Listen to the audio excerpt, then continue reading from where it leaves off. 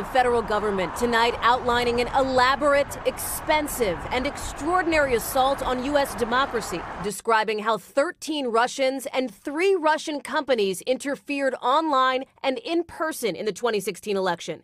The indictment says the Russians tried to create chaos, supporting the Trump presidential campaign and disparaging Hillary Clinton in the general election, not just by posting on social media, but going so far as to travel to key states, organizing rallies like this flash mob in Florida in August 2016.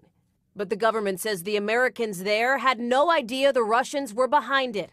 The indictment says the defendants paid a Clinton impersonator to perform in a cage wearing a prison uniform. And even after the election, they allegedly staged pro- and anti-Trump rallies on the same day to keep up the confusion.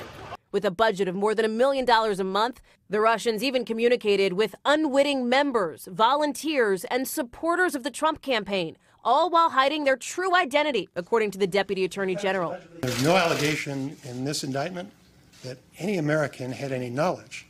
Rod Rosenstein specifically citing only this indictment, though the president's taking a broader view after months of calling the Russia investigation it was a hoax. Now he seems to feel vindicated, tweeting, "The results of the election were not impacted. The Trump campaign did nothing wrong, no collusion." But the indictment doesn't vindicate anyone. What an indictment does is it charges people, and in this case, organizations, with federal crimes. But there's no vindication simply because you're not mentioned. The special counsel investigation covers a lot of ground and could be far from over, even with today's announcement. In a formal White House statement, the president called on Americans to unite to protect the integrity of our democracy and our elections. But he didn't say what he'll actually do or what punishments Moscow might face.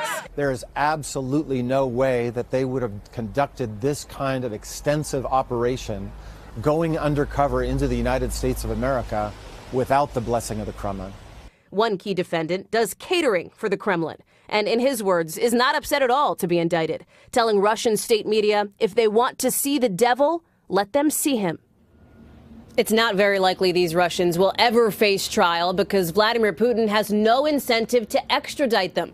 Bottom line here, these documents show foreign adversaries exploited partisanship to undermine one of this country's greatest strengths, our democratic system. Hey, NBC News fans, thanks for checking out our YouTube channel. Subscribe by clicking on that button down here and click on any of the videos over here to watch the latest interviews, show highlights, and digital exclusives.